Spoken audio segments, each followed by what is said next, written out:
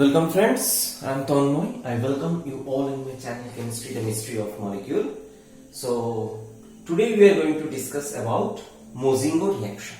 In my previous videos I have explained about Clemmensen reduction and Wolff-Kishner reduction.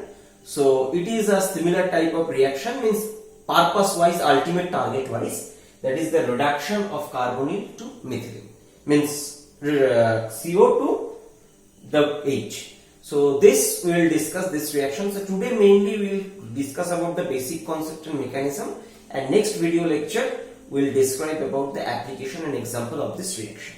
So today's lecture will encounter some important points like basic concept, role of each reagent involved in this reaction, and mechanism. Raney nickel is an important thing, and importance over Clemmensen reduction and Wolff-Kishner reduction. Okay, so let's start. As you can see that here actually it is not directly reduced to this, some intermediate is produced, like in Wolff-Kishner reduction we have prepared hydrazone, similar like that it is thio-acetal. So let's discuss step wise. First step is, see, this is a +2 and it is reduced to -2. Let's consider those are carbon substitute. So this is the overall reduction reaction, means redox organic reaction. Okay. So basic concept is that removal of this oxygen and placement of hydrogen. This is the basic thing. Using first step acetal formation. Actually this is nothing but this is thio-acetal. Okay, this is carbonyl, this is thio-acetal, and ultimately this is the reduced product. Okay, so this is the basic concept, and actually here Raney nickel I have written, I should have been written properly nickel hydrogen. I'll explain this. So let's come to the role of each reagent, and along with that we will learn the mechanism, everything we'll discuss now slowly. So let's move stepwise. So first step you can see this is a zinc chloride, ethane thiol, anhydrous sodium sulfate produces this thiol. So let's start. So here this is the carbonyl. We know carbonyl has a lone pair and it can act as a Lewis base. Compared to that, in this context, zinc chloride can also act as Lewis acid.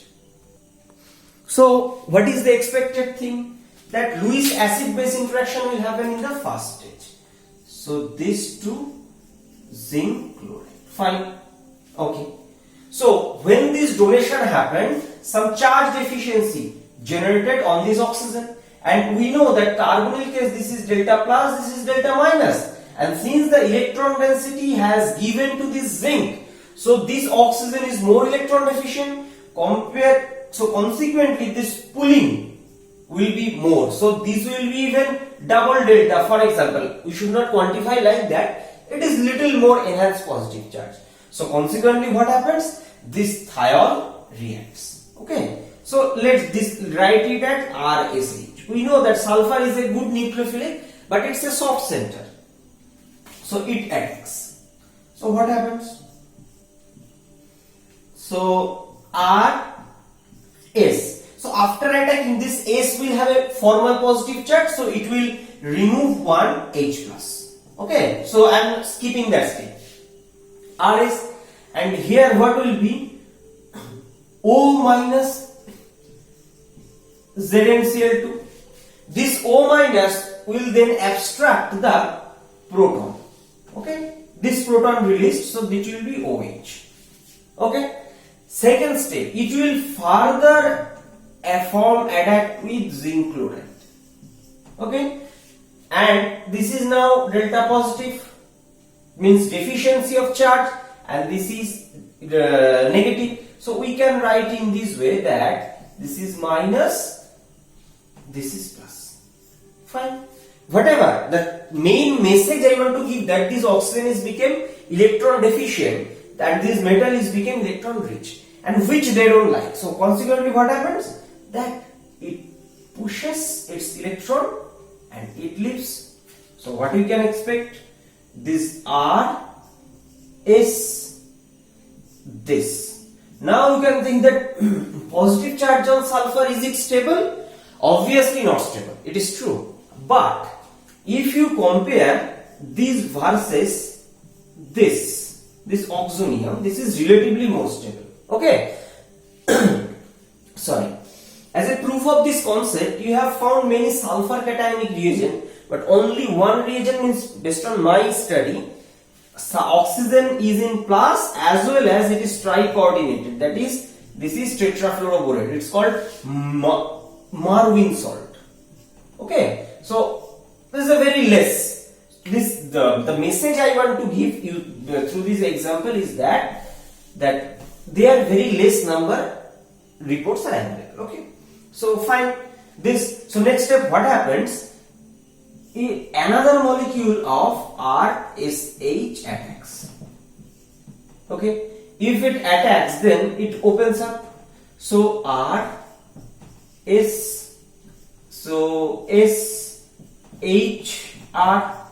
formal positive charge on sulfur. This. So after that, it will eliminate the proton, and proton elimination, it will happen this. So we can write that this proton elimination will result in this, and this is the thio-acetal. Got it? Fine. Now this thio-acetal will react with Raney nickel and produce this. So till now we have discussed about this formation of thio-acetal. Now there are few points. So instead of simple thiol, if we take dithiol, means this is ethane thiol, or you can think like that. This is 1,2-thiol. This is 1,3-thiol. What is the advantage of this? So here the ultimate product thiol, if for example if we use ethane thiol, the product will look like this. Okay, fine. So what should be the intermediate? Means the intermediate should look like that. Means the hemi actually in case of glycol we say hemiacetal. So that type of analog. Okay. So this is sulfur, this is SH, and this is OH. And this step is more favorable compared to this, as this is intramolecular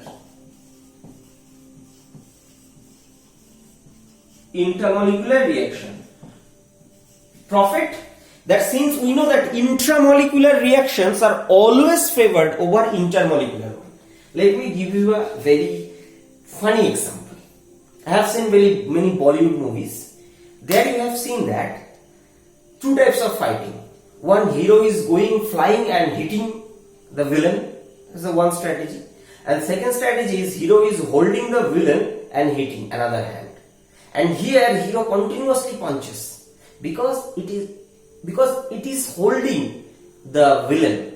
So you may consider this holding part is like intramolecular. This sulfur is actually holding. So it can react with this, because reaction happens reaction could be explained in two theory: collision theory and transition state theory. First we need to have a proper collision, then transition state, otherwise it will not occur. So collision is favored, then if the matches, then energy matches, then the reaction will happen. So that's why intramolecular reaction is favorable. Second point, it is also favored entropically. Why? Because as you can see, I should have been written properly that 2-thiol, 1-carbonyl produces 1.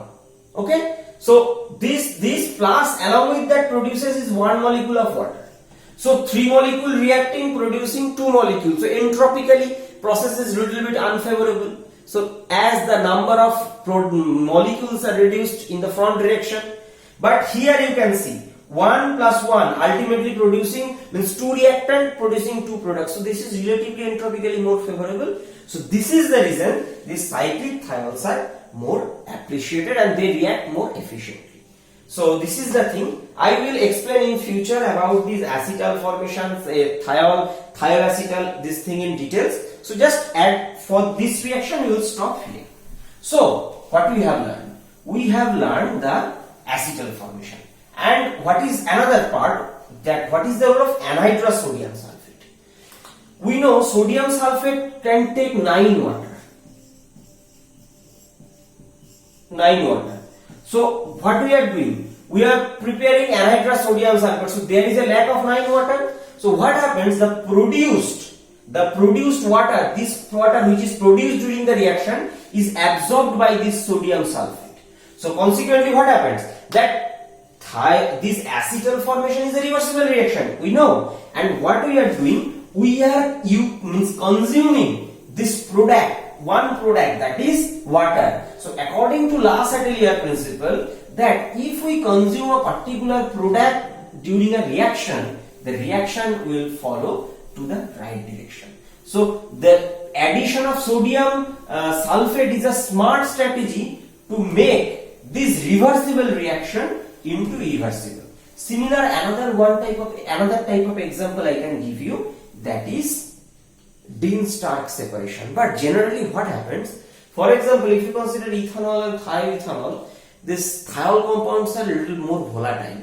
So if we try any refluxing technique, there is a chance that this thiol may go out. Secondly, when you are performing reaction in a laboratory, if these thiol compounds are very bad smell generally, so what happens? People will be irritated, they will not feel good. So it is better to follow a better technique or safe technique for others also. Best is that you don't follow that refluxing technique. So this technique is a better technique. Fine. So now we have prepared this thio-acetal. So now our strategy is to utilize this thio-acetal and cheese. So before going to details, now I will give a brief discussion about Raney nickel. Okay. So in recent future, I shall make a dedicated video about this Raney nickel. But just add for this reaction, you accept that Raney nickel is a very porous nickel catalyst which contains a large number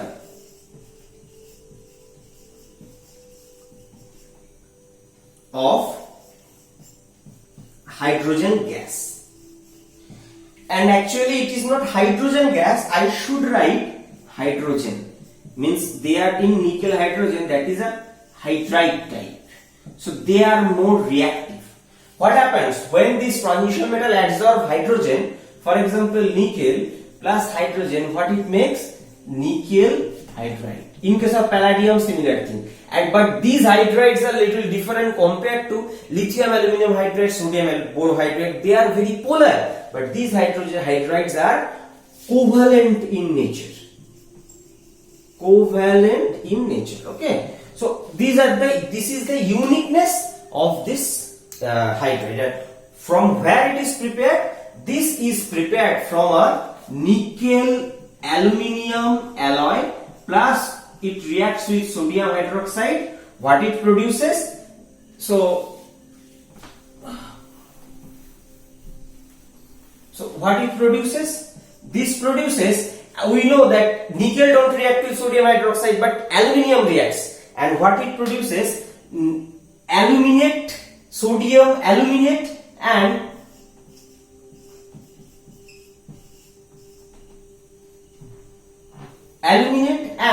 hydrogen. This nickel don't react, and this hydrogen is adsorbed by nickel. Okay, so one thing you may confuse, that I am writing Raney nickel and where the hydrogen is coming. Actually this reduction is carried out by the hydrogen. From where this hydrogen is coming, actually this hydrogen is adsorbed by this nickel. Okay, so this is the uniqueness of Raney nickel. Means you can say that it is a special type of I should not say catalyst, it's a reagent. Okay, it's a special type of reagent which contains lots of hydrogen, and actually this hydrogen amount is significantly higher. Significantly higher. I shall explain this factor in the next dedicated video about Raney nickel. So we have understood about this Raney nickel, which means actually nickel hydrogen. Okay. So what happens in the next stage? Next stage, so in presence of this Raney nickel hydrogen, this carbon sulfur bond is getting decomposed. Okay. So let me draw it. This is the SET, this is the SET. So why this is getting cleaved? In point is that this CS bond is very weak. Why weak? Because carbon is a second F block element, sulfur is third, so poor overlap. Because of poor overlap, is it enough reason that this Raney nickel selectively cleaves and produces this nickel hydride? No, there are some people. Sulfur, we know sulfur is a soft center, and transition metal like nickel is also soft. So hard, soft, acid, base principle. Okay, that is a nickel sulfur interaction happens, and we know that generally in case of palladium, even Lindlar catalyst, you have seen that sulfur can act as a catalyst poison. Why? Because sulfur is softer and it can coordinate to the transition metals, means like palladium. So here similar thing happened. Palladium is that bond formation is very stronger compared to nickel, but nickel also perform the similar thing. So what happens? This sulfur coordinates to the nickel in this Raney nickel. Okay, so if it coordinates, then the electron, this sulfur becomes electron deficient. So what happened? If it is electron deficient, then this bond became further weak. Okay, so bond became more weak. So consequently what happened? The breakage of this bond is very easier. And even during the explanation, during the example thing, I'll explain. For example, you have some another group where this, for example, you have a carbon sulfur bond and where you have a CO2 ET. This catalyst never reduces this part, but it cleaves this.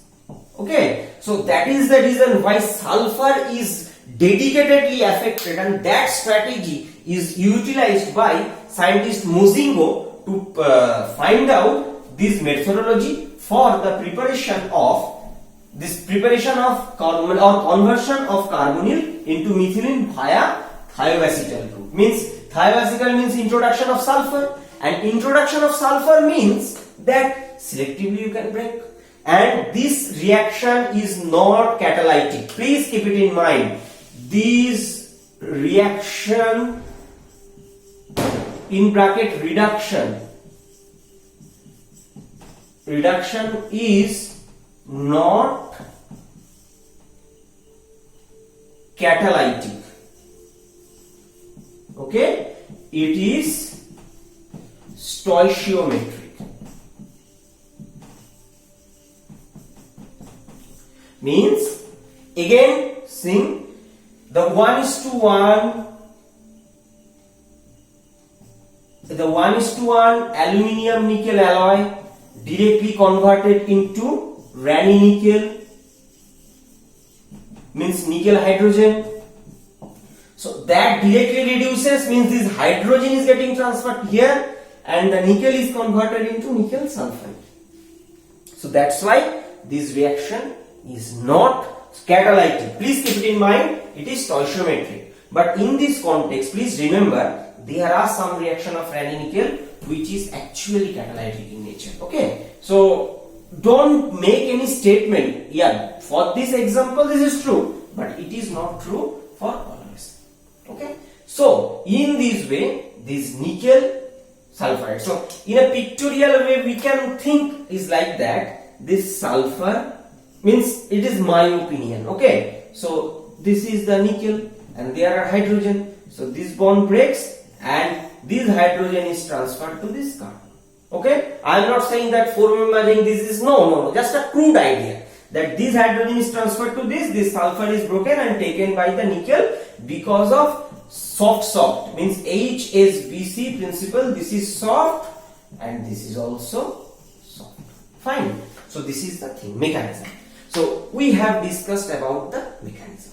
Now that is the importance over this this Mozingo reaction over this Wolff-Krishna and Clemmensen. Okay. So let's make a chart. This Clemmensen reduction, Wolff-Krishna reduction,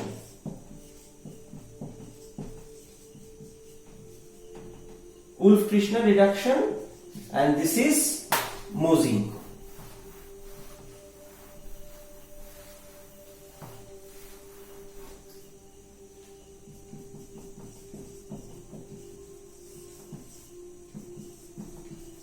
So what are the main differences or similarities for this reaction?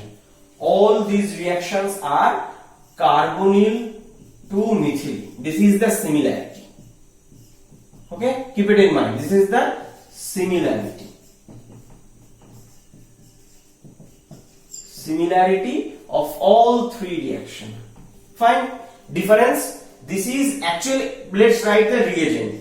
This reagent is zinc amalgam concentrated HCl. Okay. This reagent, this is hydrazine hydrate general, hydrazine hydrate and KOH as a catalyst. Keep it in mind, zinc is a reagent but KOH here as a catalyst, and here this is actually here nickel hydrogen means Raney nickel. This is also a stoichiometry. Okay, so here this method is, this is a acid mediated, this is base mediated. Okay, and this is neutral. So this is the main importance thing for this Mozingo reaction, because is that this is a neutral medium. So if you have a functional group which is acid sensitive or base sensitive, you can't follow this Clemmensen or Wolff-Krishna. Better you proceed through Mozingo. In second video I shall explain, provide some example which will clear this concept. So if a material is acid labile, you can't use Clemmensen. If it is base labile, then you can't use Wolff-Krishna. But if it is both acid and base sensitive, better to use Mozingo. That's why I always suggest that please check what are the functional group given in the molecule. So if you can find out the functional group properly, then you can choose what method. Okay, this reaction is this. You have written exactly right. Maybe you have written Clemmensen reduction. You know the reagent, but the site functional group is not adequate, which could be tolerated during these or these or this. Then you may not get the complete marks. So please keep it in mind. It will be helpful. So this is the end of this discussion of my topic. In next video I shall explain some example which will help you to understand the Mozingo reaction completely. So thank you everyone for listening my teaching. I suggest you please share this video among your friends so that many people could be benefited. So stay happy, stay blessed. See you in my next video. God bless you.